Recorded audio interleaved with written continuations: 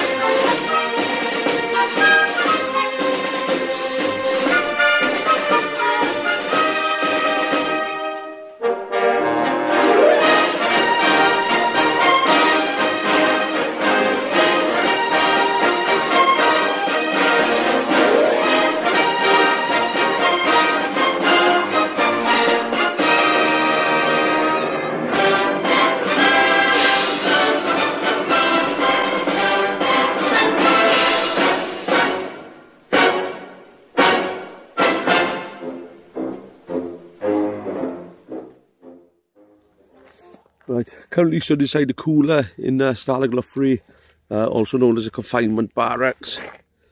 Right, I'll flip the camera around in a moment. Right, there are 17 individual rooms or cells here, probably cells is a better word for it. Some staff rooms, right, for the German prison guards, right, and obviously some administration rooms then. So the cooler you would have seen in the film A Great Escape where Steve McQueen was in all the time. Right, so again, I'll flick this around now and you can have a look, right, of what remains of it. Just a foundation and one or two parts of footings of walls, so we can kind of work out the size of any rooms or cells here.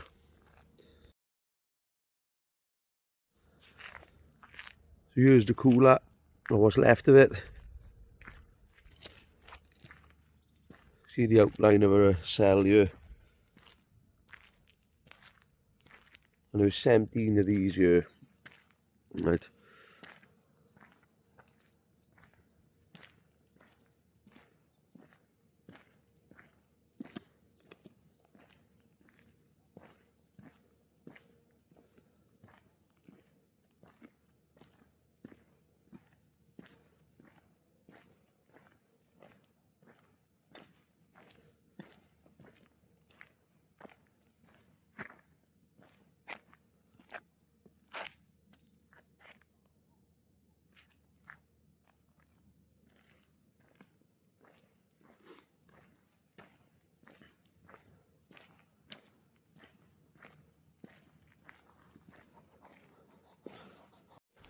I'm just going to make our way down to the water reservoir now.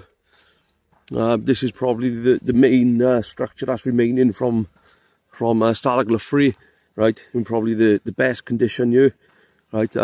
This was to hold water in the event of fires, right. Each individual hut had to have like a bathtub really of water, right, in the event of a fire as well. So obviously the Germans did take fire obviously serious with the Allied air bombings.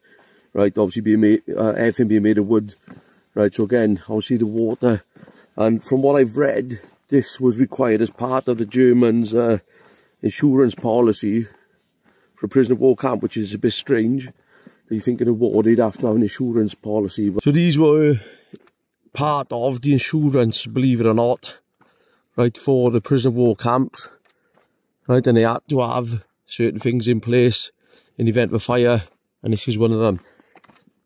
what British soldiers used to do is used to make model ships or boats and used to sail them here and have high-ranking officers judge who's the best, just as an activity to keep them occupied during captivity.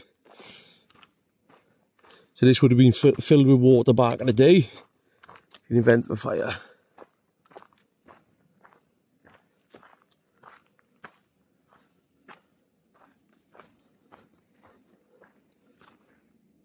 So here's the fire pool then.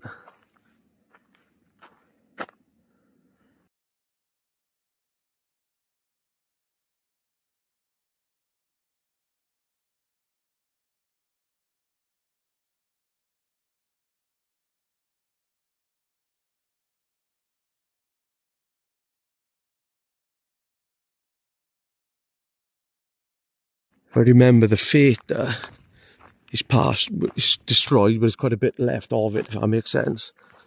That was down here. Because Tom and Dick are to my right hand side.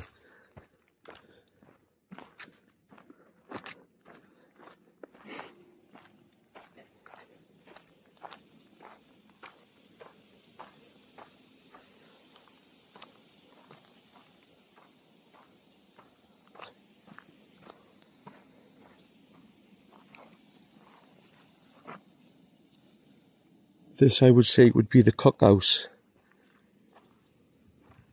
Pretty sure that's the cookhouse. On a map it looks that way. And then that means the theatre should be back here.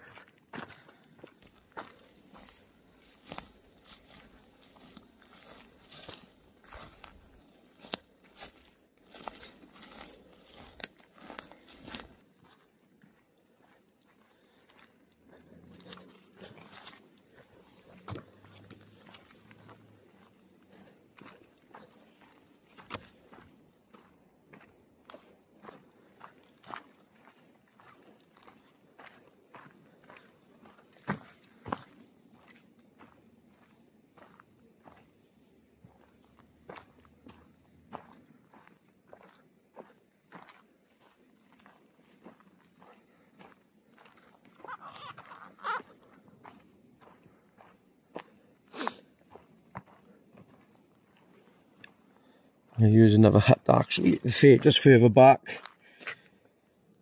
So the small hut is the cookhouse we just seen, then there's a hut, accommodation hut, and then there's a theatre. So you can notice a lot of the accommodation, or if not all of it, is on stilts. That's so the Germans could check underneath to check for any signs of tunnelling. And it was only these parts that went into the ground. So that was the only type place they could tunnel. Back in the day there was no wood here, right? And it was like a sandy texture, as you see in the film. They got to try to hide the soil, they bring it up. So they mix it in then with their trousers and the bags. Over there looks like the theatre. So it's quite easy for the Germans to shine a torch underneath to check for any disturbance of the ground here. Just located the theatre now. Quite a lot of it's left compared to the others. Could fit 350 seats in here. Used to have English and British plays going, and each part of the camp then, because it was separate individual camps, all had their own theatre then for the prisoners to use.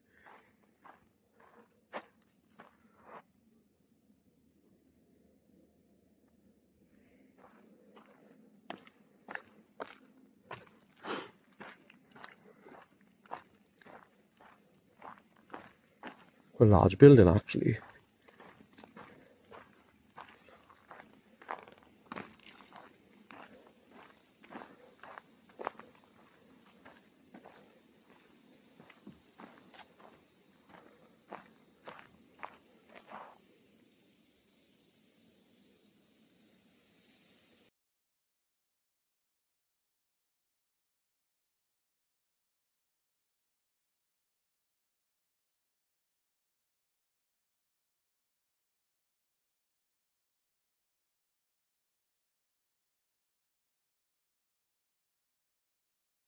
This direction, Harry's that way, we got the shower block or the bathhouse, and to my left now, which is the opposite side of Harry, It's a massive sports field here, and it's the Germans kept it as a sports field with a plan to build further accommodation blocks on there, depending, obviously, had more influx of prisoners, but it did remain as a sports field. So we're just going to locate the shower block, which should be through these woods here.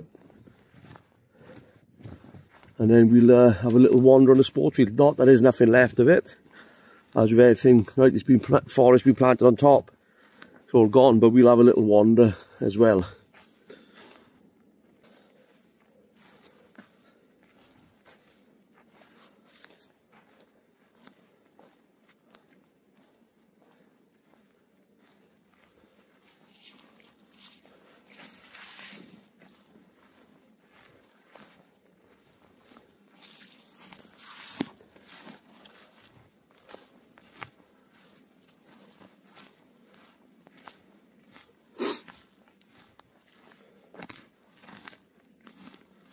And here we have the shower block, or the bathhouse, located next to the sports field. So whatever sport you played, have a shower and then back to being a POW, whatever routine you was in. So I'm just going to flick the camera around now and show you what's left of that.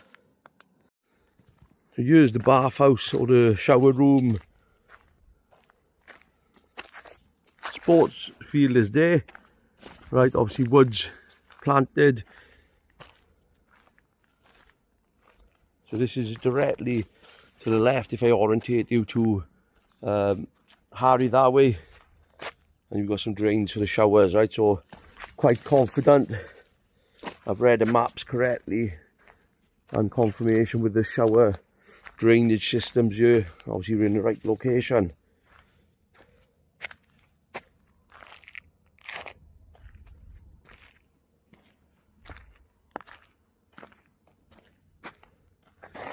So over this way is Tom and Dick tunnels, right? Harry is this way, and this way is the fate that we just come from, right? So we're going to make our way over to Tom and Dick now, see if we can find anything there. Years ago, used to be some wood raised off the ground marking the outline of the tunnel. It's not marked as well as Harry, so we'll see if we can find that now.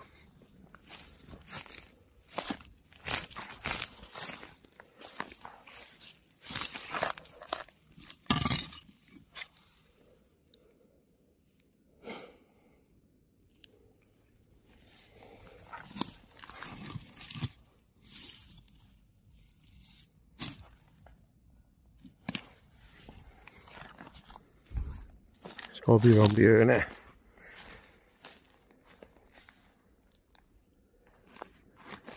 I've got something there. Let's have a look over here.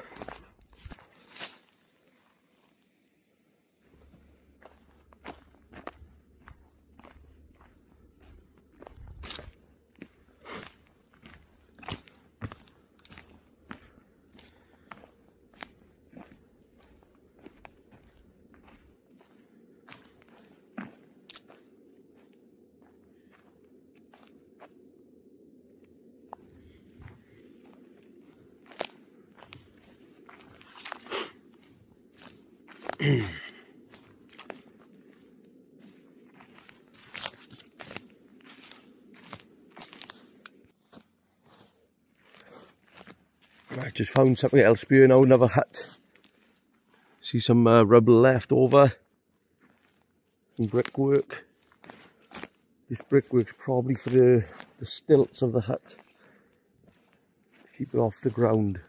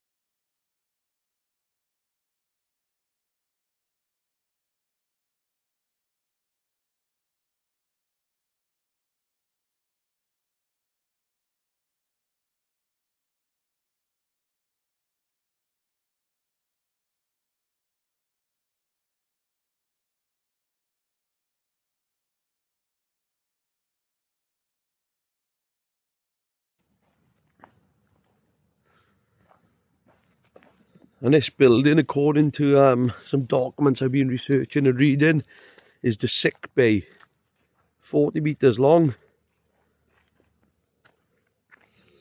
And there's an underground in here as well, right? And these are this is what's letting light in underground. And again, there's not much left of this either. All right, so we will be having a look underground today. Just have a quick look up here.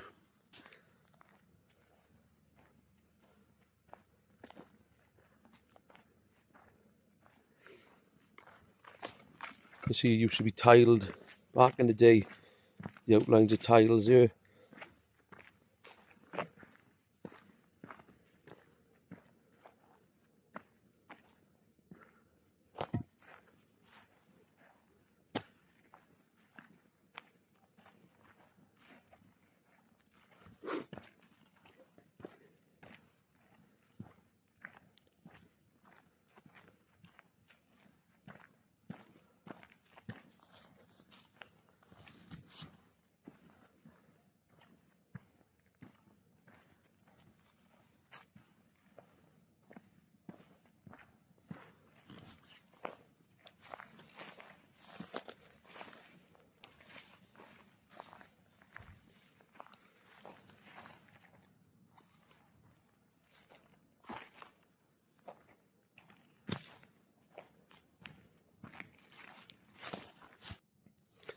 Better layout now, some rooms here.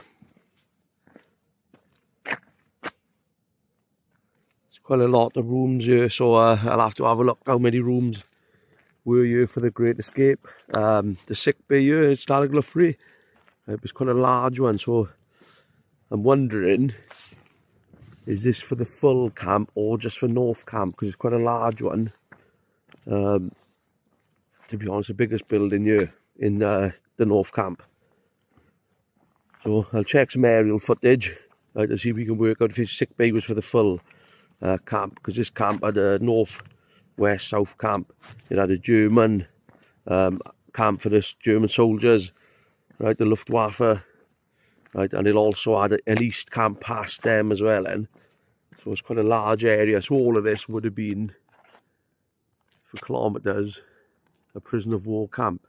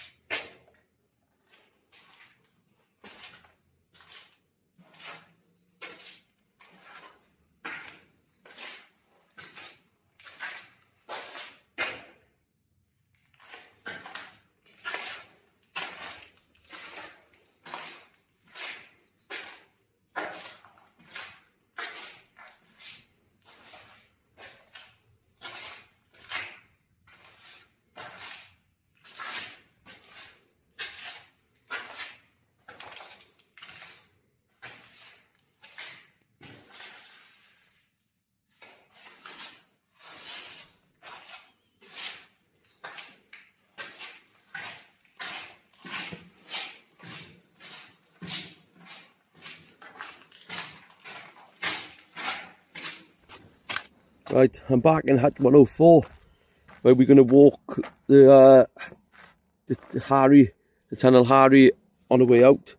Give you some facts on the way. So it was started here, right, and it's dug 10 metres deep and it's 111 metres long, right, and there was 132 tonnes of sand that's come out of there. 12 tonnes of sand was put into the tunnel dick, which obviously they aborted, right, so they used that as storage, and then 80 tonnes was put into the fate that we went underneath the seats. It was hidden, and then the rest, right, was distributed, like we saw in the film, by a special group called Penguins, and their job would have large sacks in their trousers, walk around, release the sand, someone would rake it into the gardens, because the English like gardening, right, so that's how we done it. So the tunnel's only 2 foot wide, 2 foot high. It had a rail system in there, right, which was a pulley system on a platform, right, and at certain points there was rest stations or switchover stations, right, a little wider, right, so you could switch people in, right? Like the ventilation system built out of the milk cans, right? And the halfway points, they called it, even though we weren't halfway, it was 2 of them, right? So each third of the tunnel, we had a wider platform, right? One was called Piccadilly Circus, and the other one was called Leicester Square, right? So this was designed then for obviously people to either store equipment, store people on the way out, right? Or just turn around, because obviously being 2 foot wide, 2 foot tall, quite difficult to turn around. So as they go in, the Germans, right, the reason it was 10 metres on the ground was to get away from the Germans' microphones. So we dug 10 metres down and 11 metres across, and they still come short of the woods. But all the documentation was dated for that night, right? So they couldn't abort it was too much work and effort, so they had to take their chances, right? So here's the tower, or reproduction, right, donated by the Royal Air Force, I believe it was.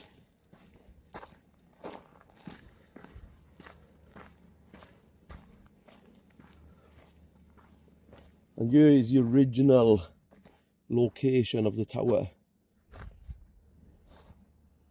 And there's Harry. Right, the exit to Harry. So what's that? 10 to 15 metres. Right, so again they come short. The woods were another 10 metres back. Right, so when the guy popped his head up, there was snow. Right, obviously in the dark it's a bit easier for the guys to escape. Right, but he had to go and get a rope system to pull, obviously, to signal when it was clear. Right, and this is where the guys escaped and probably headed straight into the woods. Good cover. I walked through it last night about 9 o'clock, and you can't see nothing.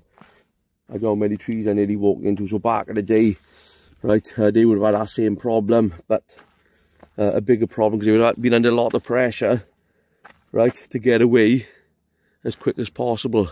Right, so yeah, there's a Stalag Luft III, right? Quite interesting this. I've been here in 2015 and again today, right? So very interesting. It's just a pity there weren't more left of it, but you can't obviously blame the Polish who come up and stripped it to rebuild their towns and cities, right? Because obviously we would have all done the same.